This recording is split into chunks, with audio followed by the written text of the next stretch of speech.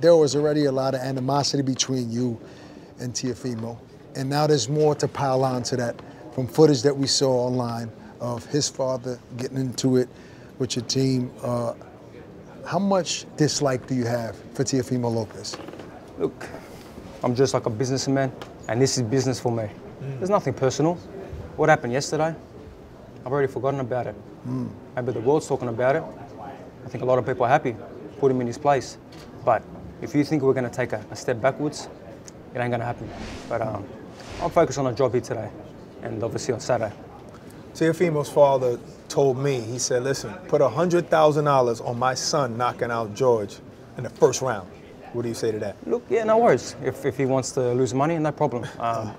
I'm here to win his belts. He was suggesting that we put money, so you're saying we shouldn't do it. Look, if you want to lose money... I was trying to tell you, if you don't mind going down in the first round, It's going to take a lot more than that. You know, I'm coming with everything I got. I put an unbelievable preparation together, you know, to win this fight. You've been in camp for like 4 years now, right? Something like I've been in camp a long time, but every day I've gotten better and better. So we are fully focused on the job at hand. Yeah, I mean, we're talking about a long time. Every time the fight was rescheduled, how difficult was that for you for weight? I mean, that's the issue with fighters, right? Getting to a certain weight right before fight week, and then how do you stay around that and not get big again?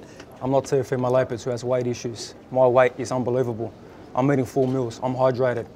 I make weight right now if I have to. Look, I have been fully focused on my preparation, and that's what a true athlete and testament to who I am and the fighter I am. My tunnel vision is so strong. You know, I'm unbreakable. I've said it already in the media. You know, 2 months ago, I had the birth of my third child. On the same day, my grandfather passed away. Wow. What did I do that day? I trained. I haven't even had time to grieve my grandfather because I'm so embedded in this fight. I've got so much inspiration and motivation from everything around me. So we just focus on the job. Well, sorry for your grandfather and congratulations for your baby. You know, I know after this you're going to have that time to grieve and to be happy for your child. A lot of people are saying that the fight might not last that long because you come to fight always. Are you somebody who will feel his power and back off, or won't back off at all? Look, everyone knows Kambosos comes for war, so you know, the fans want to see blood, and there will be blood. Speaking of fans, you know, Australia is going to be watching this fight. How does it feel to know that your country is behind you? You know, even I ran into some Australians in New York, and guys that don't really watch boxing know that you're fighting this Saturday. How does that make you feel? Talk about that. It's exciting because I have a whole nation behind me, but I also have the Greek nation behind me as well. You know, to have both countries raising that flag up for them, you know, it's a nice feeling, but it means nothing if I don't get the job done. What about the pressure that brings, though? It doesn't bring pressure. You know, I mean, I'm focused. I've been doing this a long time. It's not my first rodeo, and I've been in pressure fights. I've had it harder than what he's had it, because I've had to come from the local show. I haven't had no big promoter behind me, like I've said many times. I've had to do it from the ground, go into the backyards of these champions. Again, I'm going to go into the backyard, but I love it. I thrive on it, so there is no pressure. I thrive on it, and I'm ready to raise both flags up higher than ever. From the backyard to Madison Square Garden, that's amazing. It is. It's a good feeling, but I know the feeling that if I make a mistake, I can be back there. So that's what motivates me. That's what drives me even more, to make sure that there are no mistakes and there will be no mistakes, because I know after this, the world is there. Well, he mentioned Australian fans, but actually now that DAZN is global, you can have fans everywhere. This is going to be shown all over the world. How do you feel being on DAZN, and how do you feel about how Triller handled the whole business? Look, I'm just very excited to be fighting on DAZN, on Matchroom. My last fight was on Matchroom, so you know, I see the way they operate, the way they do things, and I love it. I'm so happy to be a part of it.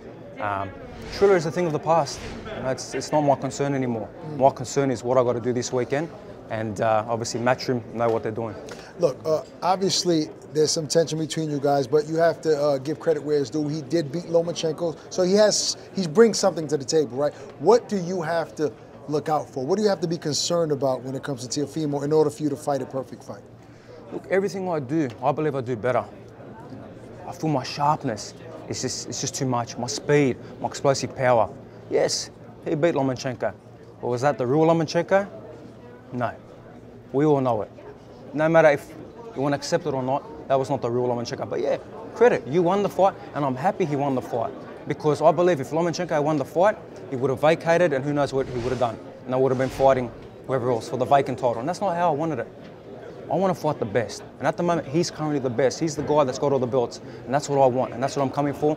And after this fight, I won't be the king, I'll be the emperor. Because I've gone out to different nations and taken over the kingdoms there. So that's the way I look at it. You got the 4 kings, well, this is the emperor coming. Now, if you do get past TEÓFIMO, there are other big names at 135. They might not have the straps, because you'll have the straps, but you still have a WC champion in Devin Haney, who's fighting Jojo Diaz. Yep. You still have a Ryan Garcia, who's a superstar without a belt. You have Tank Davis, who's in between 130 and 140. But big names, which means big money. Who would you pick if you get past TEÓFIMO next? Look, me and Devin have been are on good terms, and we have been speaking behind the scenes, and that is the fight. That's the fight. Wow. Respect there. He's got his belt. Franchise belt is on the line too. And the franchise belt is on the line on for the this, line as so well. you could win on that? the line, so everything's on the line. Wow. Would you consider yourself, I know you would consider yourself undisputed if you win. Even though no one else claims that TEOFIMO's undisputed, like all the networks, no one calls him the 6th guy.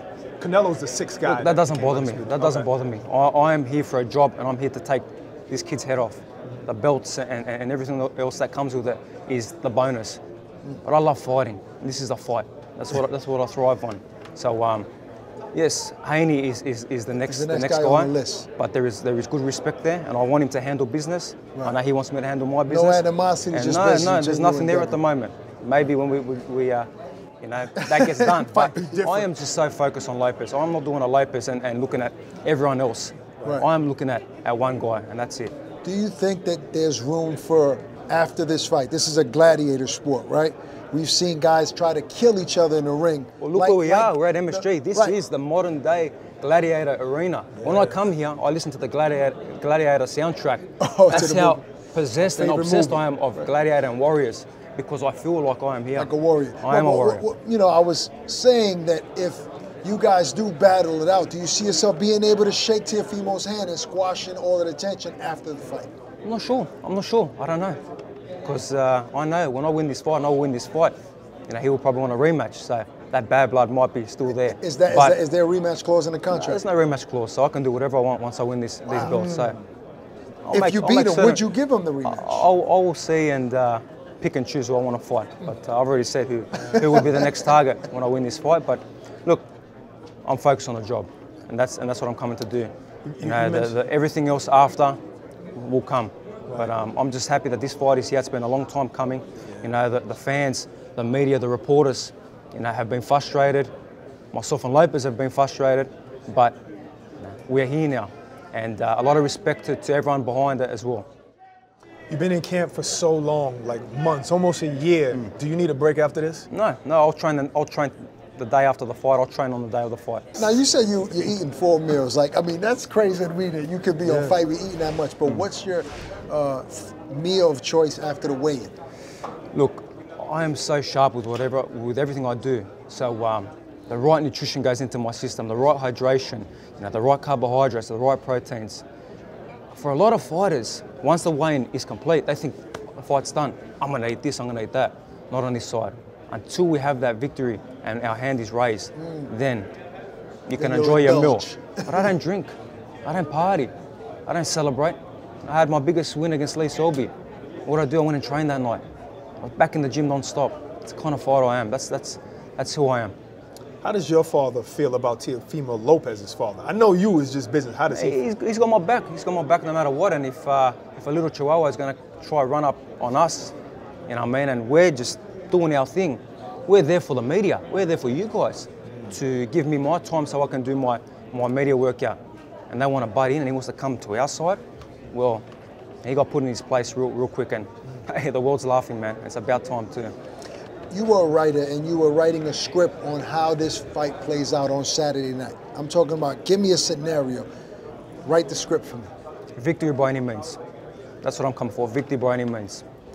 Could be a masterclass, could be a one-pop shot, put him to sleep, could be a brutal beatdown, but victory by any means necessary. And you see it in my eyes, I'm coming for war, I'm coming for victory. Thank you. Appreciate you. Good Appreciate luck. it. Looking Thank you forward to to seeing you on Dazn, and Saturday night. I'm excited about this looking fight. forward to it. George Kambosos Jr. guys.